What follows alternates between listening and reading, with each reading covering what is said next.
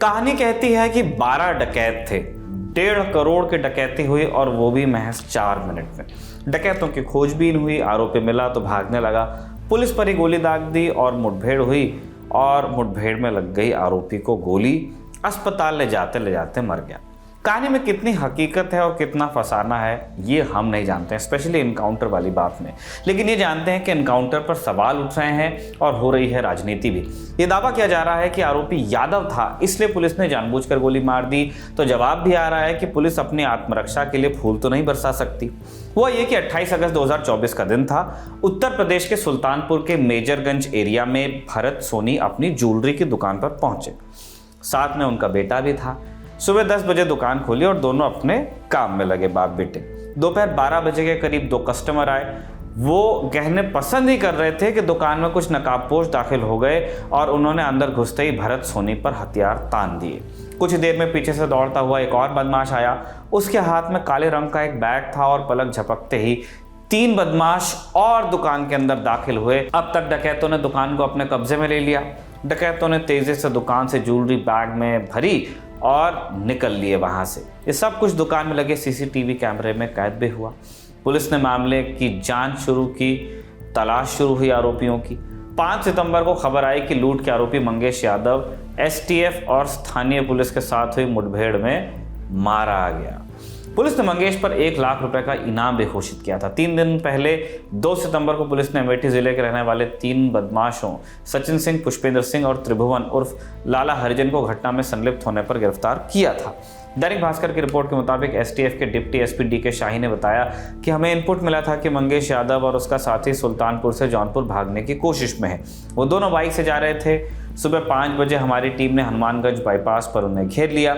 हमने उन्हें रोकने की कोशिश की, लेकिन उन्होंने टीम पर ही फायर कर दिया। टीम ने आत्मरक्षा के लिए जवाबी फायर किया और मंगेश यादव को इस दौरान गोली लगी। पुलिस उसे अस्पताल भी ले गई, लेकिन वहां डॉक्टर्स ने मृत घोषित कर दिया। दूसरा बदमाश, पुलिस का कहना है कि दूसरा बदमाश अंधेरे का फायदा उठाकर भाग गया। पुलिस ने यह भी कहा कि एसटीएफ ने मंगेश के पास से 32 बोर की पिस्टल, 315 बोर का तमंचा, बाइक और लूटे गए जेवर बरामद किए। आज तक के संतोष शर्मा की रिपोर्ट के मुताबिक मंगेश मूलतः जौनपुर का रहने वाला है। पिता अहमदाबाद में काम करते हैं।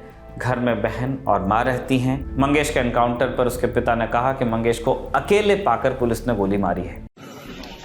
ये जो घटनाक्रम हुआ, इसके बारे में आपको कैसे जानकारी हुई और क्या चीजें? 10 साल की लड़की सर, वो बताया हमको और सोमवार को 2 बजे ले गए हैं भाग। अब वो आते जाते थे, औरत को बताई कि ऐसा ऐसा मैटर हुआ है, ले गए हैं पुलिस चौकी बंद किए होंगे। 2 दिन अपने स्टेडियम रखे, उसके साथ में कोई गार्जियन नहीं गया है। घर पे कोई होता ज्यादा सर, लड़की औरत थे, उसको फिर ही पाए। इन लोग मार के 4 बजे सुबह वहाँ इसको दिखाए तो मैं गुजरात से भाग के आया, हमारा लड़का मार दिया। क्या घर की तलाशी वगैरह भी ली थी क्या कई बार पुलिस वालों ने? कुछ नहीं सर, आज बिंदास से ही, आज साल भर से था हमारे साथ में, कंडक्टरी किया बिंदास। 3-4 महीने सीधे रुक गया था घर पे और कोई मैटर नहीं था सर उसके पास। किस तरह से देख रहे हैं जो एनकाउंटर हुआ है, जो पुलिस जो दावा कर रही है मुठभेड़ का और इस तरीके का? सर अब फ्री पाए, उसके साथ में कोई गार्जियन नहीं पाए ना, वो फ्री पाए, अपना दिखा के मार दिए सर गोली। कुछ बात हुई है क्या किसी बड़े समाजवादी पार्टी के नेता से, अखिलेश यादव जी से कुछ आश्वासन मिला है? इतना जानकारी नहीं है तो कैसे मैं बता पाऊँ। अभी आए जस्ट, हम तो आज ही आ रहा हूँ सर। अच्छा, एक कल पर्व देखा उसमें, हम तो गुजरात रहता, लड़का था 2-3 महीने, वो घर चला आया था। पुलिस आरोप लगा रही कि लूट के मामले में शामिल था। पुलिस लगा रही है सर जी। क्या इस तरह का था आप लड़का था? जब सर अभी क्या मैं बोलूं सर, अभी हमारा लड़का लड़की को लेके गया ना, पैसा स्कूल में नाम लिखाया, अपना नाम लिखाने को बोल रहा था, मैं बोला लिखा ले, तो बोला हम पढ़ेगा ही नहीं, हम गाड़ी चलाएगा। सर क्या बोलूं, अब वही लड़की को फीस जमा किया है। पिता मंगेश को बेकसूर बता रहे हैं। आज तक के संतोष शर्मा की रिपोर्ट के मुताबिक मंगेश पर जौनपुर, सुल्तानपुर, प्रतापगढ़ आदि जिलों में चोरी, लूट, डकैती जैसे संगीन अपराधों के कई मुकदमे थे। सुल्तानपुर के करौदी कला थाने में साल 2022 में मंगेश यादव पर गैंगस्टर एक्ट का मुकदमा दर्ज हुआ। मंगेश यादव के एनकाउंटर की खबर के बाद अखिलेश यादव ने एक्स पर लिखा कि लगता है सुल्तानपुर की डकैती में शामिल लोगों से सत्ता पक्ष का गहरा संपर्क था, इसीलिए तो नकली एनकाउंटर से पहले मुख्य आरोपी से संपर्क साधकर सरेंडर करा दिया गया और अन्य सपक्षीय लोगों के पैरों पर सिर्फ दिखावटी गोली मारी गई और जात देखकर जान ली गई। ये अखिलेश यादव का इल्जाम है जो एक्स पर लगाया।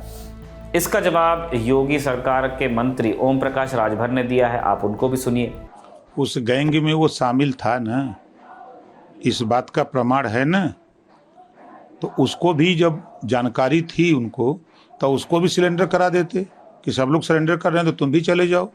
4 बजे भोर में वो भाग रहा है पुलिस के ऊपर फायरिंग करते हुए, तब पुलिस जान बचाने के लिए उसके ऊपर फायर करेगी कि फूलों की वर्षा करेगी, माला लेके पहराएगी। तो जवाबी कार्रवाई में पुलिस ने गोली चलाया। गोली पुलिस नहीं जानती है कि ये किस जाति का है। अपराधी है तो अपराधी किसी भी जाति का हो सकता है, तो वो अपराध करने वाला व्यक्ति अगर गोली चलाया है, उसमें लिप्त है, तो जो पुलिस ने कार्रवाई किया वो सही किया। राजभर कहना है कि आरोपी किसी भी जाति का हो सकता है, पुलिस ने जो किया वो सही है। प्रतिक्रिया उत्तर प्रदेश के उप मुख्यमंत्री ब्रजेश पाठक की भी आई है। उन्होंने कहा कि समाजवादी पार्टी के डीएनए में ही गुंडई, अराजकता और आपराधिक तत्वों को बढ़ावा देना है। समाजवादी पार्टी के डीएनए में गुंडई, अराजकता, अपराधी तत्वों को बढ़ावा देने का सगल रहा है पुराना। जब जब सपा पावर में रही है तब तक अपराधी सत्ता के समर्थन से प्रदेश की जनता को लूटने का, खसोटने का, बहु बेटियों की इज्जत आबरू लूटने का काम किए हैं। ये पूरा प्रदेश अच्छी तरह जानता है और समाजवादी पार्टी अपराधियों को प्रमोट करने का काम करती है। समाजवादी पार्टी और सत्ताधारी बीजेपी के बीच आरोप प्रत्यारोप का सिलसिला अब चलने लगा है। अखिलेश यादव के बयान के बाद सपा का एक प्रतिनिधिमंडल जौनपुर में मंगेश के घर पहुंचा। इतना आप जानते हैं कि हर पुलिस एनकाउंटर की जांच होती है। न्यायिक जांच के बाद कई बार एनकाउंटर सही पाए गए हैं और कई बार एनकाउंटर्स फर्जी भी निकले हैं। एक कहानी है जो हम तकरीबन हर एनकाउंटर में सुनते हैं कि आरोपी भागने की कोशिश कर रहा था, पुलिस पर हमला किया, आत्मरक्षा में जवाबी फायर किया गया और आरोपी को गोली लग गई, अस्पताल ले जाते हुए मौत हो गई। इस एनकाउंटर का सत्य क्या है मंगेश यादव वाला, जांच के बाद ही सामने आ सकता है। फिलहाल हमारे सामने है फर्जी एनकाउंटर के आरोप और सरकार के जवाब कि जो हुआ विधिवत हुआ। ये जानकारी इकट्ठा की है रजत ने। हमने जिन्होंने इसे आपके सामने प्रस्तुत किया है उनका नाम है निखिल, जिन्होंने इसे रिकॉर्ड किया है उनका नाम है जतिन और आप हैं दर्शक। देखते रहिए दी लल्लन टॉप।